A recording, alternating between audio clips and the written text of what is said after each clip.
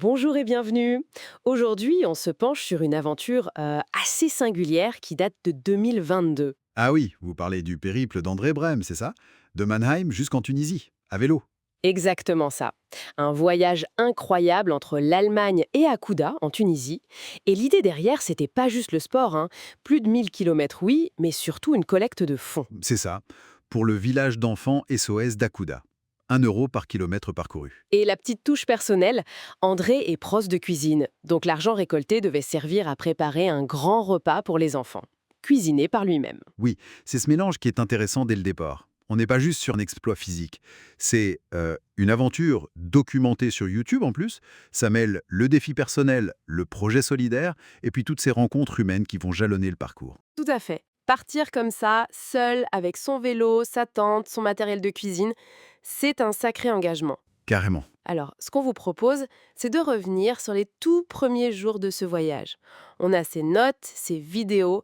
On va le suivre, en quelque sorte, de l'Allemagne vers la France. Donc, le départ, c'est Mannheim. André a 52 ans à ce moment-là, et hop, il se lance. Très vite, encore en Allemagne, il passe par Schwetzing, et là, les premières interactions. D'autres cyclistes, des passants qui l'encouragent. Hmm. Et les dons commencent à arriver. Le premier jour, 84 km, et il récolte 29,30 €. C'est un début. Oui, c'est symbolique, mais ça lance la dynamique. Et il mentionne une rencontre qui l'a marqué ce jour-là. Quelqu'un venu du Nigeria, mais à pied. Le contraste est saisissant, non? Ah oui, complètement.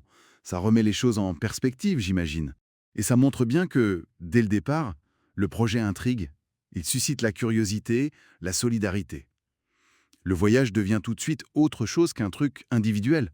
C'est une histoire qui se partage, en fait. Chaque rencontre devient un peu partie de l'aventure. C'est exactement ça. Et puis, la frontière française arrive, direction Strasbourg. Là, il décrit une expérience un peu double. D'un côté, l'animation près de la cathédrale, c'est plutôt bon pour la collecte de fonds, J'imagine, oui, plus de monde. voilà, mais aussi des moments plus calmes et même des discussions un peu inattendues, comme sur un parking où on lui demande si c'est pertinent de donner pour son projet alors qu'il y a la guerre en Ukraine. Ah oui, le genre de questions directes qu'on peut avoir sur le terrain. Il le raconte de manière très factuelle, hein, juste l'échange tel qu'il a eu lieu. Et ça fait partie de la réalité du voyage, justement. Cette alternance constante. Alternance de paysages, d'abord, hein, la ville comme Strasbourg ou Colmar, qu'il trouve jolie petite ville, Oui. et puis la nature, le long du Rhin, après le canal Rhin-Rhône, c'est pas du tout la même ambiance. Et puis l'alternance des conditions de vie aussi, j'imagine. Exactement. Le camping, parfois un peu rustique ou bruyant près d'une autoroute. Les repas simples, il parle de goulash en boîte, de spaghettis avec du fromage français. La base du campeur, Voilà. Et puis l'alternance dans les chiffres qu'il note scrupuleusement chaque jour. Le kilométrage. par exemple. Jour 2, c'est 90 km. Jour 3, il fait 110 km.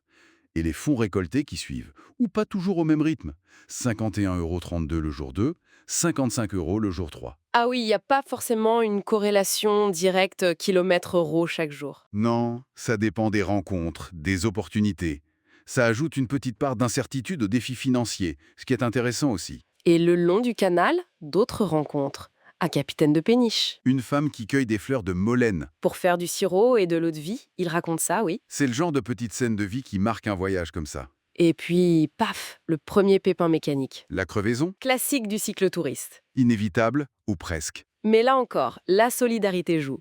Il est aidé par un mécanicien, un certain Amy, et une autre personne, Lise, qui, coup de chance, parlait allemand. C'est ça qui est beau aussi, ces petits coups de pouce du destin ou plutôt des gens. Ça illustre bien les deux côtés de l'expérience, non? D'un côté, les galères, il mentionne le vent de face près de Mulhouse, la fatigue après une grosse journée de 110 km, le camping pas toujours top, Oui, le quotidien du voyageur à vélo, quoi. c'est ça.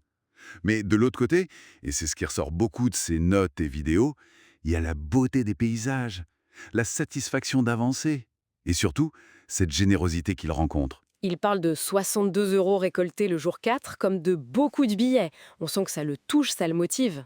Oui, on a l'impression que ce carburant humain, cette solidarité, c'est presque aussi important que la force dans les jambes pour continuer. Donc pour résumer ces premiers jours, on a de l'effort physique, bien sûr, des paysages qui défilent, mais surtout une aventure déjà très humaine, tissée de rencontres. La solidarité est là dès le début. Tout à fait. Les sources qu'on a, elles mettent vraiment ça en avant. Le projet pour les enfants, c'est pas juste une excuse pour voyager. Ça structure vraiment tout le périple et les échanges. Et le fait de documenter ça en vidéo, ça renforce ce côté expérience partagée. Et on se dit que ce n'était vraiment que le tout début. Il restait encore des centaines et des centaines de kilomètres avant la Tunisie. D'ailleurs, notre prochaine discussion, on va faire un saut dans le temps, toujours en 2022, pour se concentrer sur un moment clé, la fameuse fête qu'il a organisée à Akouda avec les enfants du village SOS. Ah oui, l'aboutissement de la collecte et du voyage, ça promet d'être intéressant. Et pourquoi pas à laisser un petit like.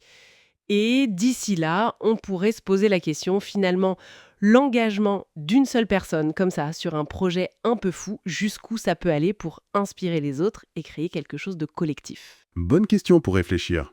À bientôt. À très bientôt.